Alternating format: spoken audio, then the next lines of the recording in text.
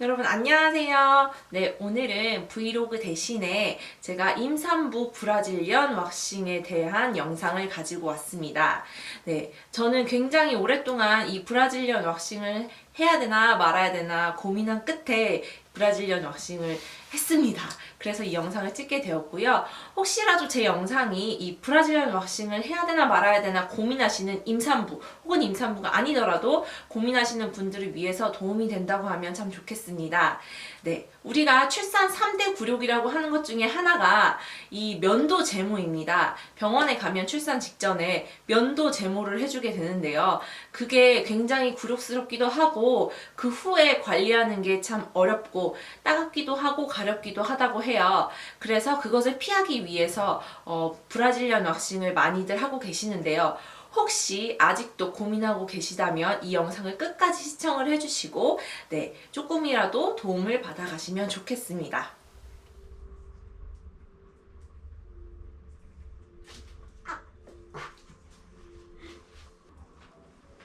되게 범위가 넓죠? 네.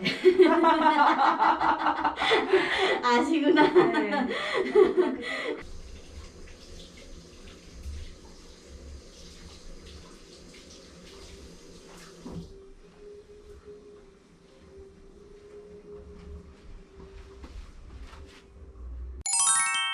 저는 지금 33주, 임신 33주 차입니다. 네, 제가 처음으로 브라질리언 왁싱을 한 것은 임신 30주째였고요. 그리고 지금 현재 3주 정도가 지난 상태입니다. 그리고 두 번째 출산 직전에 할 브라질리언 왁싱은 39주 정도로 제가 예상을 하고 있습니다. 그리고 제가 브라질리언 왁싱을 받았던 곳에서도 39주쯤에 오기를 권장을 하셨습니다. 즉, 2달 텀 정도로 이 브라질리언 왁싱을 받게 되는 건데요. 보통 6주 정도를 텀을 두고 브라질리언 왁싱을 정기적으로 받으시는 분들이 상당수인 것 같습니다. 네, 제가 왁싱을 결심하게 된 첫 번째 이유는요. 아까 인트로에서 말씀드린 것처럼 출산의 그 굴욕 중에 하나인 면도 제모를 제가 하고 싶지 않아서 네, 왁싱을 선택하게 되었습니다. 그리고 비키니 라인을 제가 극소 부위를 이렇게 면도를 해봤는데요. 나올 때 하루 이틀 정도만 지나도 이 털이 나올 때 굉장히 따끔거리고 불편하더라고요. 그래서 제가 그걸 경험했기 때문에 그러면 왁싱을 하면 좀 더 낫지 않을까라는 생각에 궁금증에 브라질리언 왁싱을 선택하게 됐습니다. 여러분들이 임산부라면 모두가 아마 공감을 하실 거예요. 평소보다 많은 분비물들이 배출한다는 걸 여러분들이 느끼셨을 텐데요. 저도 그 불편감에서 좀 해소가 되고자 네, 브라질리언 왁싱을 하게 되었고요. 세 번째 이유는요, 출산 후에 오로가 배출될 때 조금 더 청결하게 관리하고 싶어서 네, 브라질리언 왁싱을 하기로 결심했습니다. 여러분들이 출산 직전에 브라질리언 왁싱을 몇 번 해야 되나요? 라고 물어보신다면 저는 그것은 여러분들 상황에 따라 달려있다라고 생각합니다. 전문가들의 소견에 의하면 브라질리언 왁싱은 임신 20주 이후부터 하는 것을 권장한다고 합니다. 그러니 여러분들께서 임신 20주 이후시라면 네, 몇 번에 걸쳐서 브라질리언 왁싱을 하시는 것은 여러분들에 달려있고요. 일단 여러분들께서 그 이전에 브라질리언 왁싱을 해봤다. 나는 별로 브라질리언 왁싱이 두렵지 않다. 라고 하시는 분들은 네, 출산 직전에 한 번 정도만 브라질리언 왁싱을 받으셔도 괜찮겠지만 저처럼 브라질리언 왁싱을 한 번도 받아보지 않아서 네, 얼마만큼 아픈지 얼마만큼의 고통이 올지 잘 모르겠고 두려우신 분들은 출산 직전에만 받으시는 것보다는 그 이전에 한 번 혹은 2번 이상 여러분들이 꼭 브라질리언 왁싱을 먼저 해보시고 출산 직전에 한 번 더 해보시는 것을 추천드립니다. 제 개인적인 생각이기도 하지만 저 왁싱 해주신 선생님께서도 그렇게 말씀을 해주셨거든요.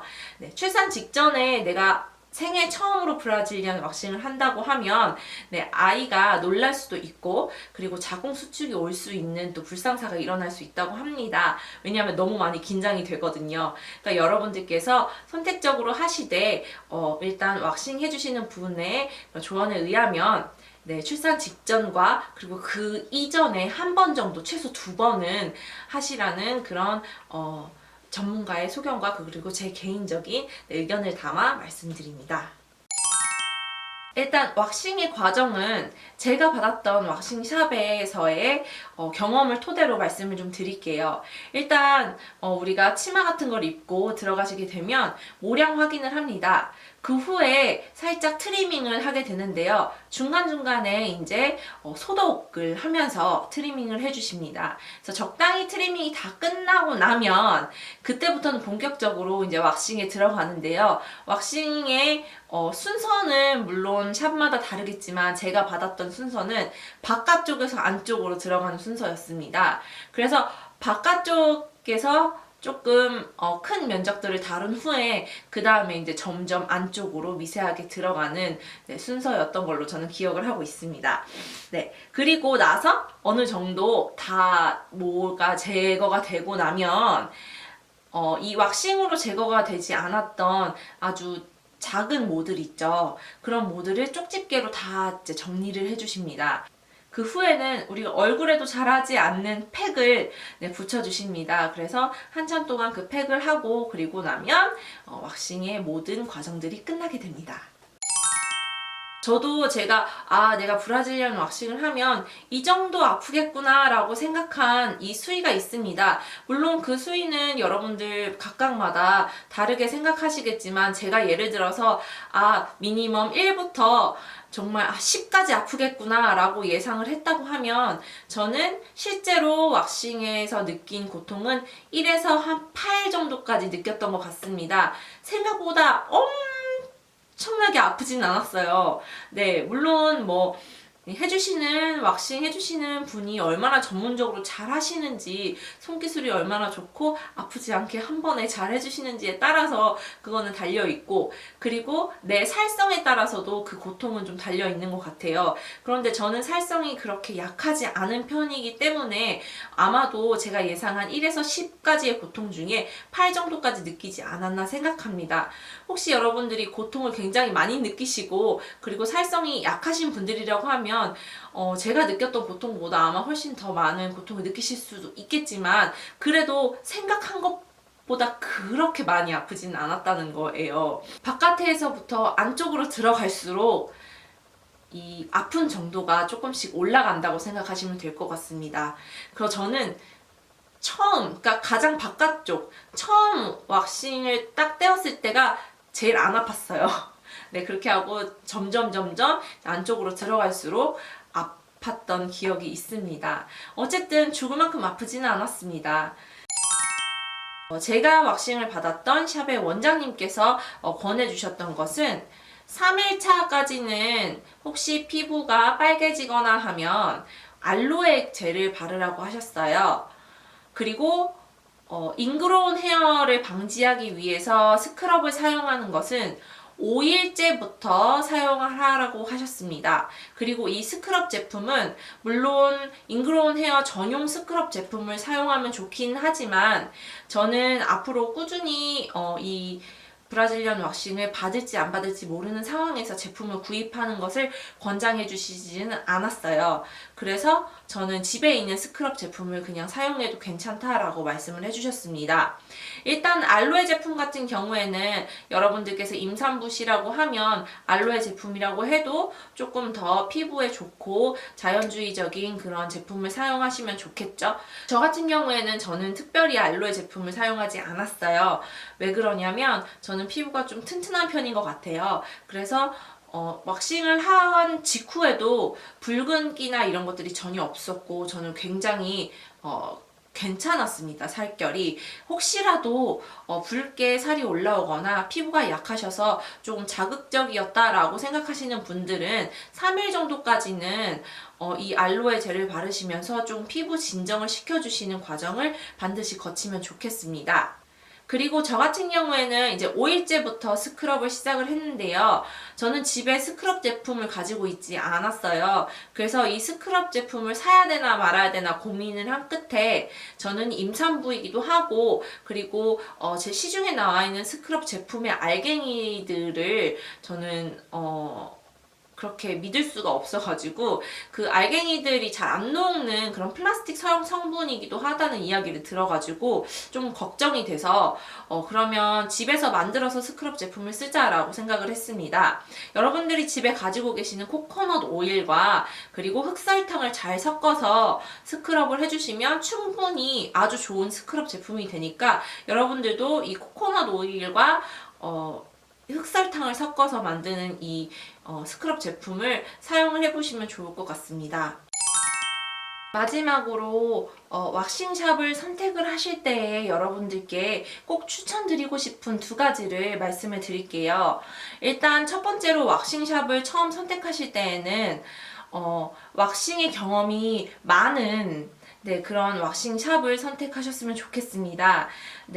왁싱을 해주시는 분들의 기술이 물론 다 좋으시겠지만 그래도 그 경험치가 쌓이는 것과 쌓이지 않는 것의 차이는 분명하게 있다고 저는 생각을 해요. 그래서 왁싱샵이 무조건 예쁘고 좋게 보이는 그런 곳보다는 정말 검증된 왁싱의 경험이 많은 그런 원장 선생님을 찾아가시는 것을 추천을 드립니다. 두 번째로는요, 출산의 경험이 있으시거나 혹은 임산부를 많이 다루어 보신 왁싱샵의 원장님을 찾아가시는 것을 추천을 드립니다.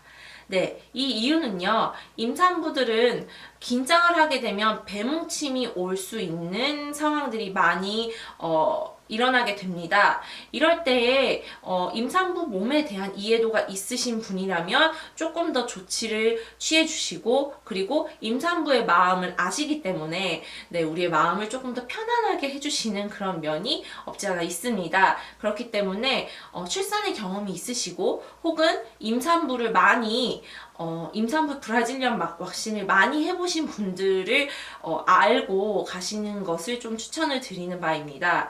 저 같은 경우에는 제가 알아보고 제가 갔던 왁싱샵의 원장님께서는 임산부 브라질리언 왁싱도 굉장히 많이 하시고 그리고 산전 관리, 산후 관리 마사지도 전문적으로 하시는 분이어서 굉장히 신뢰를 가지고 갔던 기억이 있습니다. 그리고 실제로 제가 왁싱을 받을 때에도 원장 선생님께서 저를 굉장히 편하게 해주셨거든요. 그래서 저의 마음을 다 알고 그리고 아기에게 막 말을 걸어주시면서 편하게 해주셨던 기억이 있어요. 그렇기 때문에 정말 중요한 것은 여러분들께서 왁싱샵을 선택하실 때 많은 경험이 있으신 그런 선생님 그리고 출산 경험 혹은 임산부를 잘 이해해 주실 수 있는 그런 선생님을 찾아가는 것을 추천을 드립니다. 지금까지 제가 처음으로 경험한 브라질리언 왁싱, 임산부 브라질리언 왁싱에 대한 이야기를 좀 드려봤는데요. 저는 개인적으로 왁싱을 받아본 결과 여러분들께 한 번쯤은 해보시면 어떨까라는 추천을 드립니다. 제 주변에 딱 두 가지 부류가 있어요. 브라질리언 왁싱을 한 번도 해보지 않은 부류가 있고요. 그리고 브라질리언 왁싱을 해본 부류가 있는데요. 브라질리언 왁싱을 용기 내서 해보신 분들 혹은 정기적으로 브라질리언 왁싱을 받으시는 분들은요. 하시는 말씀이 다 너무 좋았다. 신세계다. 이런 말씀을 해주셨습니다. 그래서 후회하지 않는다라는 말씀을 하시더라고요. 그런데 저 또한 한번 받아보니까 후회하지 않습니다. 정말 좋은 경험이었던 것 같아요. 그래서 여러분들께서 혹시라도 고민을 하고 계시다면 이 영상을 통해서 조금이나마 그 고민이 해결되셨으면 좋겠고 그리고 도움이 되셨으면 좋겠습니다. 그러면 오늘 하루도 여러분들 즐거운 하루 되세요. 안녕. 영상 시청해주셔서 감사해요.